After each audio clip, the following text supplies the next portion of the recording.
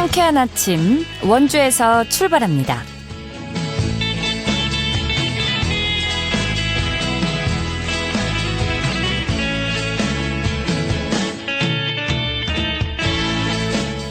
여러분 안녕하십니까? 7월 9일 목요일 KBS 원주방송국에서 보내드리는 상쾌한 아침 원주에서 출발합니다. 저는 진행의 이은주입니다.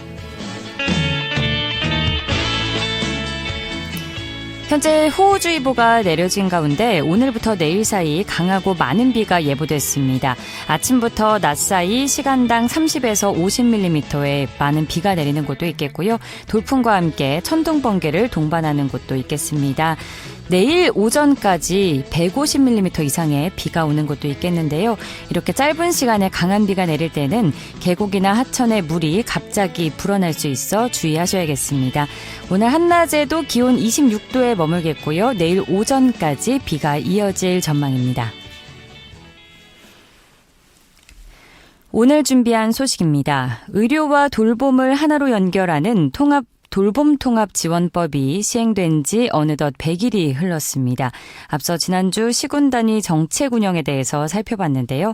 이번에는 강원특별자치도청 주무부서 연결해서 도 단위 계획에 대해서 이야기 나눠보겠습니다. 지역 청년들의 실무 역량을 높이기 위한 2026년 횡성형 청년 맞춤 인턴 지원 사업이 참여자를 모집하는데요. 리포터 코너에서 전해드립니다. 끝으로 취재기자 연결해 주간 도내 문화체육 행사 소식까지 들어보죠. 7월 9일 목요일 상쾌한 아침 원주에서 출발합니다.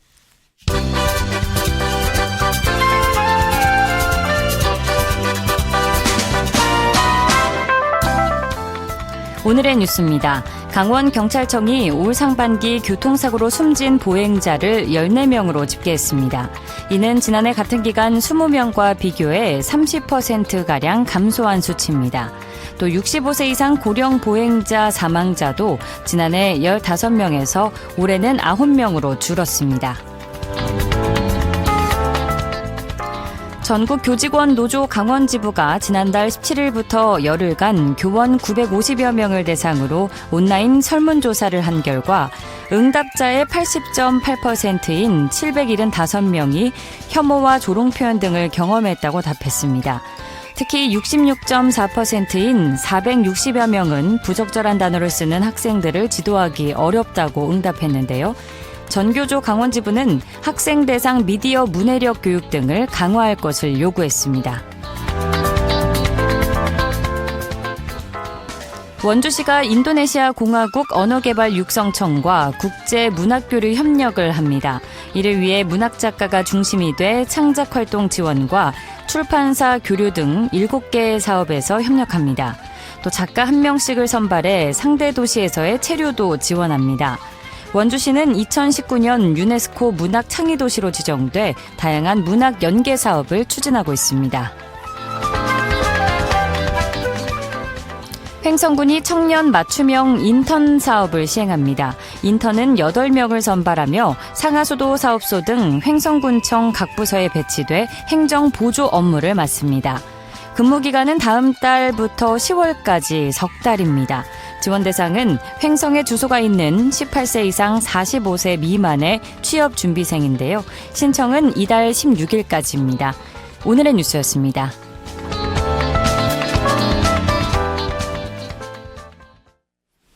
상쾌한 아침 원주에서 출발합니다. 함께하고 계십니다.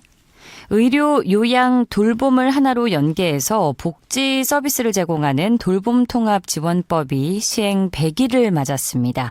이 통합돌봄 서비스 신청이 시행 이전보다 5배 이상 증가하는 등 이용이 나날이 확대되고 있는 상황인데요. 이에 따라서 강원도가 각 지역 특성에 맞는 광역 지원체계 구축에 속도를 내겠다는 계획을 밝히기도 했습니다. 관련해서 자세한 내용 들어보죠. 강원특별자치도청 노인복지과의 이명준 통합돌봄 TF팀장 전화 연결돼 있습니다. 팀장님 안녕하십니까? 네, 안녕하십니까? 네, 이 돌봄 통합 지원법이 시행된 지 어느덧 100여일이 지났는데요. 네. 얼마 전에 이미 저희 프로그램에서 통합 돌봄 제도와 관련해서 시군 단위 지자체 차원에서의 정책 운영 방향에 대해서 전문가와 쭉 이야기를 나눠봤는데 오늘 본격적인 내용 이어가기에 앞서서 이 돌봄 통합 지원법이 어떤 법인지 정책 취지부터 설명해 주실까요? 네. 그 돌봄 통합법 같은 경우에 먼저 목적 조항을 한번 살펴보면 일상생활에 어려움이 있는 노인, 장애인 등이 지역사회에서 건강한 생활을 유지할 수 있도록 의료, 요양, 돌봄 서비스를 통합해서 제공한다. 이렇게 되어 있습니다. 네. 이게 무슨 말이냐면 그전에는 돌봄이 필요한 분들이 각각 복지나 의료 서비스를 찾아다녔었거든요. 예. 내가 이런 서비스가 필요하면 저 서비스를 신청해서 했는데 지금은 통합돌봄을 한번 신청하면 서비스가 발이 달려서 개인에게 가정으로 찾아가는 제도로 바뀌었다. 이렇게 이해하시면 되겠습니다. 네, 서비스가 발이 달렸다는 표현이 와닿네요. 네. 그러면 취지를 잠깐 설명을 드리면 그러면 우리는 이걸 왜 하느냐. 그 한국보건사회연구원에서 이제 2023년에 노인 실태 조사를 했더니 어르신들 10분 중에 9분은 나는 몸이 건강하기만 하면 계속 살던 곳에서 살고 싶다. 그리고 또 반 이상은 나는 몸이 불편해도 집에서 그냥 계속 살고 싶다. 이렇게 응답을 하셨어요. 이 응답에 대한 화답으로서 이러한 법이 마련되었다. 이렇게 설명드릴 수 있겠습니다. 네, 어르신들이 원하는 바에 맞게 서비스가 개선된 것 같은데 그렇다면 법 시행 전과 비교했을 때 현재 이용 현황은 어떻게 달라졌을까요? 네. 저희가 6월 말 기준으로 이렇게 한번 살펴보면 가장 큰 변화는 일단 신청하고 이용하시는 도민이 크게 늘었다. 이렇게 말씀드릴 수 있는데요. 지금 6월 말 기준으로 한 2,179건 정도, 그러니까 법 시행 전보다 한 541% 증가했습니다. 관련해서 조사도 계속 이루어지고 있고 실제 이것이 이제 서비스로 연결까지 된 것도 한 1,400여 건 정도. 그래가지고 이제 서비스 신청부터 서비스를 제공하는 데까지는 모두 큰 폭으로 늘었다. 이렇게 말씀드릴 수 있고요. 이렇게 달라진 이유는 아마 이제 법이 시행됐으니까 우리 읍면동 행정복지센터를 중심으로 통합돌봄 창구가 마련이 되고 또 한 번에 상담하고 연계받을 수 있는 어떤 체계가 마련된 결과가 아닌가 이렇게 보고 있습니다. 네, 말씀하신 것처럼 시행 이후에 이용률이 크게 증가하고 있다는 건 이 통합돌봄에 대한 도민들의 수요와 관심이 그만큼 크다는 의미로 볼 수 있을 것 같은데. 네네, 맞습니다. 네, 그럼 이런 변화는 구체적으로 좀 어떻게 해석을 해보면 좋을까요? 이걸 이렇게 갑자기 는 건 아닌 것 같아요. 그러니까 그동안 우리는 이런 서비스가 필요했다. 이렇게 읽어야 할 것 같고요. 이게 수치의 증가로 볼 게 아니고 그동안 필요한 서비스를 제때 이용하지 못했던 도민들이 많으셨구나. 그런 필요성 또 잠재적인 수요가 실제로 제도를 통해서 나타나고 있다. 이렇게 이해를 할 수 있을 것 같습니다. 우리 강원자치도 같은 경우에는 고령화율도 워낙에 높고 또 지역이 넓으니까 어르신들이 어디 이렇게 다니시기가 참 어렵지 않습니까? 그렇죠. 그러면은 복지 서비스뿐만 아니라 병원 다니시기도 어려우시고 또 한편으로는 또 혼자 생활하시는 어르신들도 지속적으로 늘어나고 계시거든요. 이런 상황에서 제도가 생기니까 신청자가 그만큼 늘었다. 이렇게 이해해 주시면 될 것 같습니다. 고령화율 말씀하셨는데 빼놓을 수 없는 문제죠. 특히 맞습니다. 인구 규모가 적은 농촌 지역일수록 이제 고령 인구 비중이 높아서 이게 수요는 많은 반면에 관련 인프라는 부족한 상황인데. 네, 맞습니다. 그럼 통합돌봄 서비스 시행과 관련해서 어떤 어려움이 있을까요? 가장 큰 거는 강원도의 지역적인 특성인데요. 저희가 워낙에 이제 그 인구 밀도가 낮고 이렇게 생활권이 넓게 분산되어 있다 보니까 돌봄이 필요한 어르신은 많은데 돌봐줄 사람도 없는 그러니까 서비스를 제공하는 수행기관도 부족하고 인력도 부족하고 또 다들 아시다시피 또 의료자원 같은 것도 좀 부족하잖아요. 또 이게 아까 말씀드렸지만 생활권이 넓게 분산되어 있다 보니까 또 서비스를 제공하시는 분들이 한번 가시려면 또 멀리 가셔야 돼요. 그렇죠. 그만큼 또 지불해야 될 기회 비용들이 있다. 네네.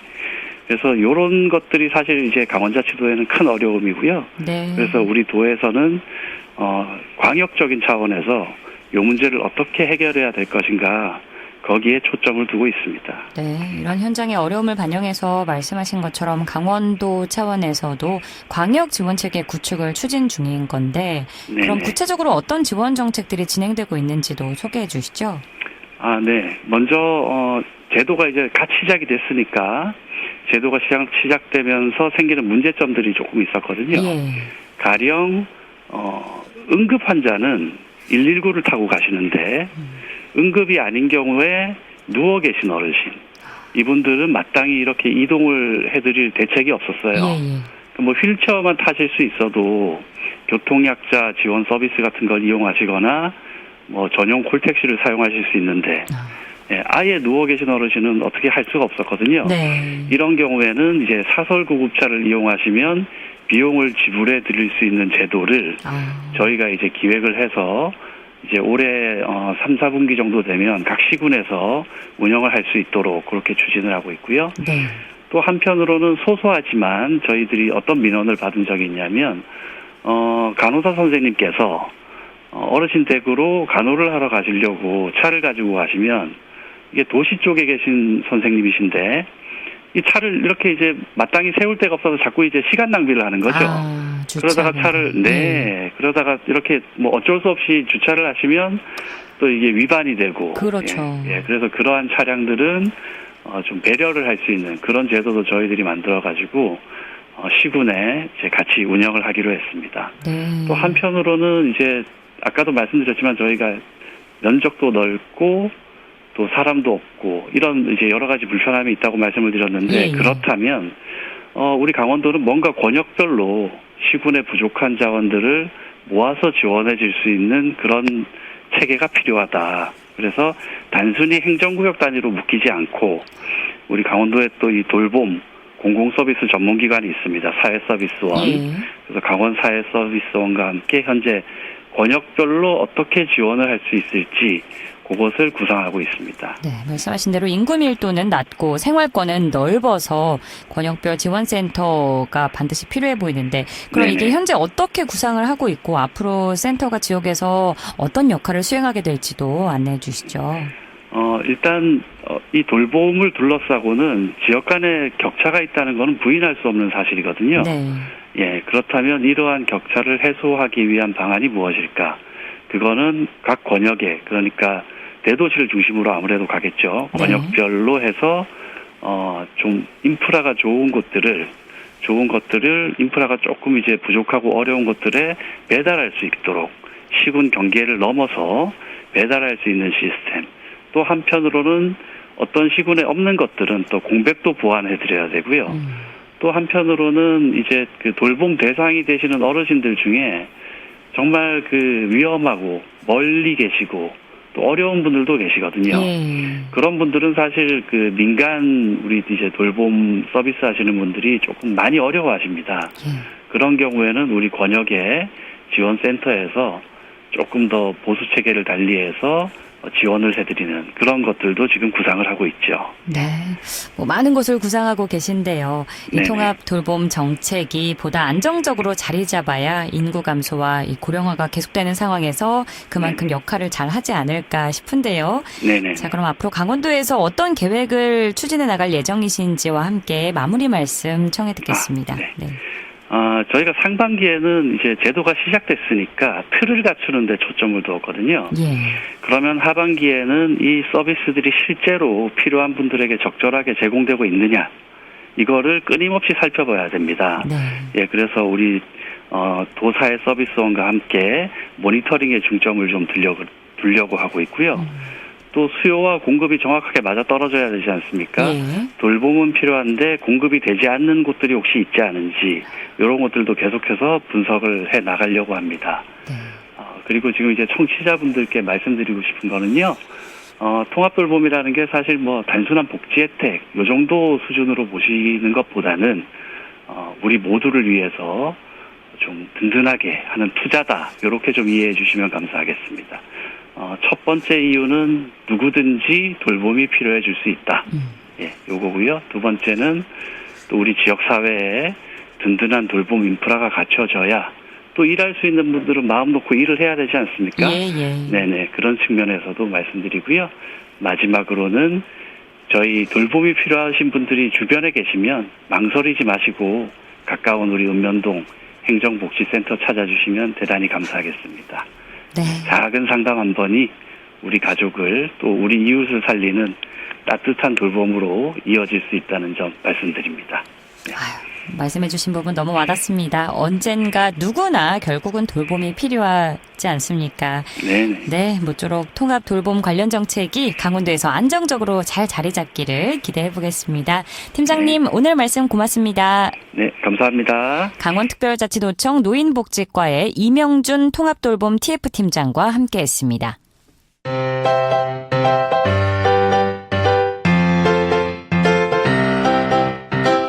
KBS 원주방송국이 유튜브 다시 듣기 서비스를 실시합니다. 매일 아침 강원 영서남부권의 뉴스와 정보를 전해드리는 상쾌한 아침 원주에서 출발합니다는 KBS 원주라디오 유튜브 채널을 통해 다시 들을 수 있습니다.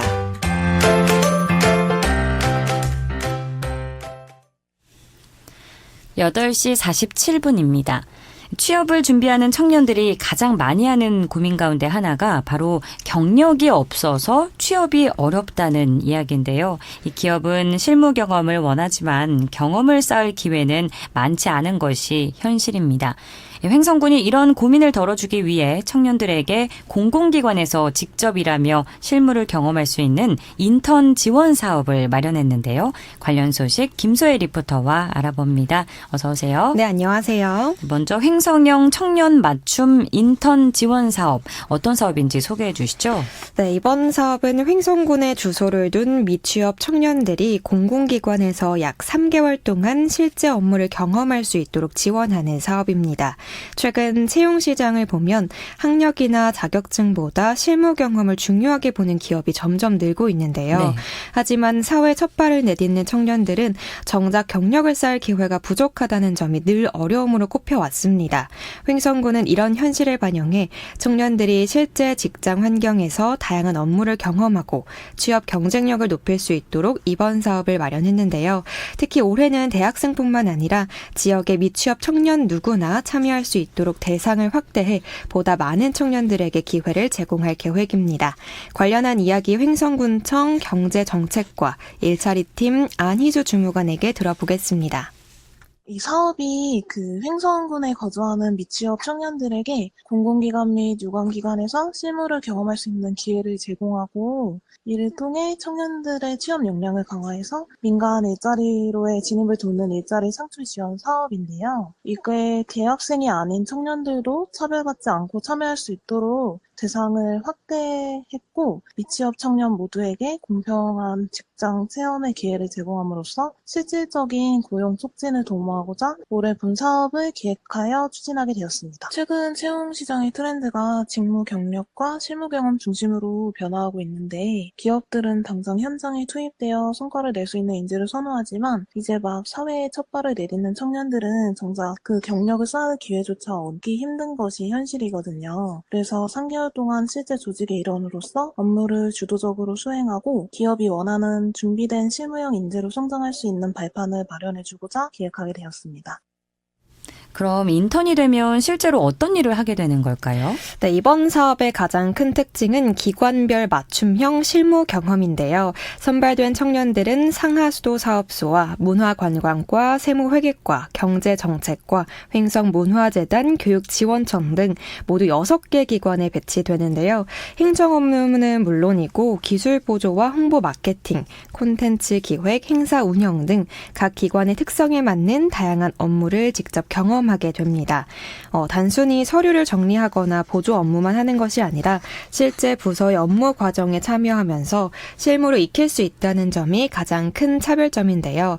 예를 들어 문화 분야에서는 행사 기획과 홍보를 경험할 수 있고, 행정 분야에서는 정책 업무를 가까이에서 배우며 공공기관의 운영 과정을 이해할 수 있습니다. 또 교육 분야나 기술 분야 역시 현장에서 이루어지는 다양한 업무를 직접 접하게 되는데요. 청년 입장에서는 자신의 적성과 진로를 다시 한번 확인하는 기회가 될 수 있고 무엇보다 실제 업무 경험을 쌓았다는 점에서 향후 취업을 준비하는 데 큰 도움이 될 것으로 기대하고 있습니다. 네, 요즘은 면접에서도 어떤 경험을 해봤는지를 많이 묻잖아요. 이런 실무 경험이 아무래도 취업 경쟁력으로 이어질 수 있을 것 같네요. 맞습니다. 기업들은 이제 단순히 자격증이나 학점보다 실제로 어떤 일을 경험했고 그 과정에서 무엇을 배웠는지를 중요하게 평가하는 경우가 많습니다. 네. 이번 사업 역시 그런 점을 고려해 기획됐는데요. 3개월 동안 실제 조직의 구성원으로 근무하면서 프로젝트를 함께 고민하고 업무를 수행하다 보면 단순히 경력 한 줄을 만드는 것이 아니라 자신의 경험을 이야기할 수 있는 자산을 갖게 됩니다.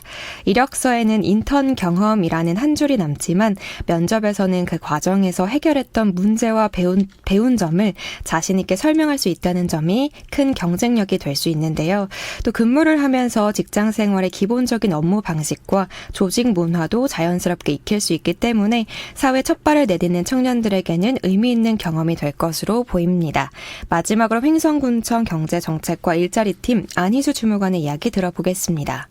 단순히 지시받은 서류를 복사하거나 정리하는 업무가 아니라 본인이 희망하는 분야의 부서별 맞춤 직무 현장에 직접 투입되어 동료들과 함께 프로젝트를 고민하고 실제 업무를 주도적으로 해결해 나가는 과정을 거치게 됨으로써 이번 3개월의 경험이 청년들의 이력서에 단순한 한 줄 경력이 아니라 면접장에서 본인의 스토리를 풀어낼 수 있는 경쟁력이 될 것으로 기대합니다. 제가 청년분들에게 꼭 드리고 싶은 말씀은 이번 횡성군 인턴 사업에 도전하셔서 이 도전이 여러분의 인생에서 빛나는 결실로 이어지기를 진심으로 바란다는 점이고 횡성군이 여러분의 꿈을 향한 첫걸음을 언제나 응원한다는 점입니다. 네, 모집 공고는 오는 16일까지 진행되고요. 신청은 15일과 16일 이틀 동안 횡성군청 경제정책과 일자리팀을 방문해서 접수하시면 되겠습니다. 네, 횡성형 청년 맞춤 인턴 지원 사업 관련 내용이었습니다. 오늘도 고맙습니다. 김소혜 리포터였습니다. 네, 감사합니다.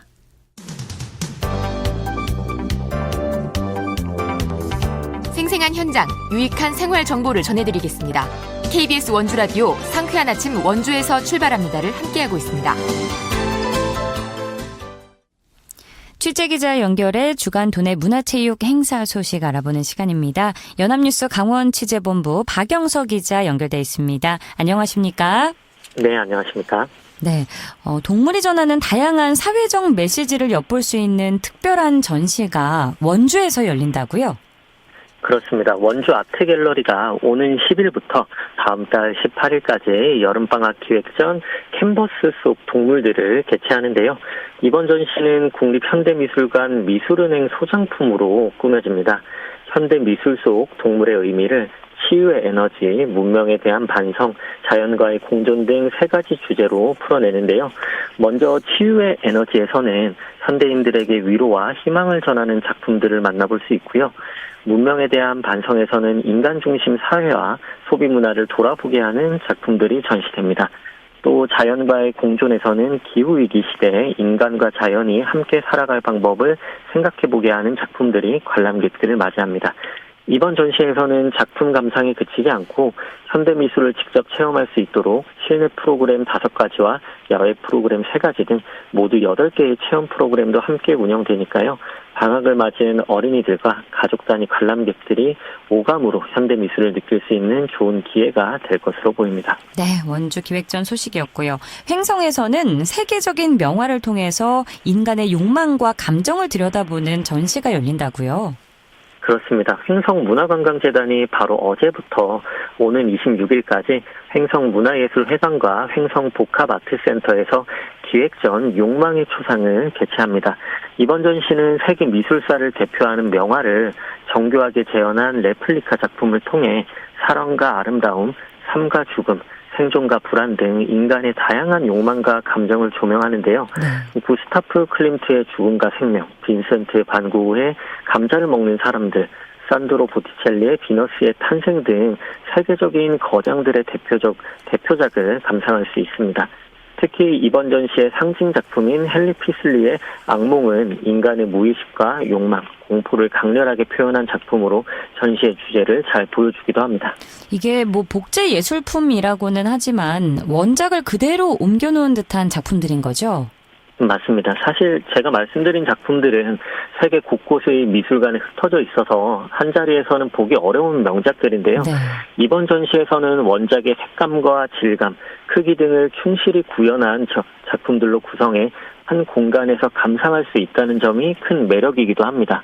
그리고 전시장에는 도슨트도 상주의 작품에 담긴 상징과 배경, 작가의 의도를 쉽고 흥미롭게 설명해 줄 예정으로 익숙한 명화를 새로운 시선으로 만나며 작품 속에 담긴 인간의 감정과 욕망을 되새겨보는 의미 있는 시간이 될 것 같습니다. 네, 횡성에서 열리는 기획전 욕망의 초상 소식이었고요. 자, 끝으로 영월에서는 국내 대표 사진 축제인 동강국제사진제가 이번 달 막을 올리죠.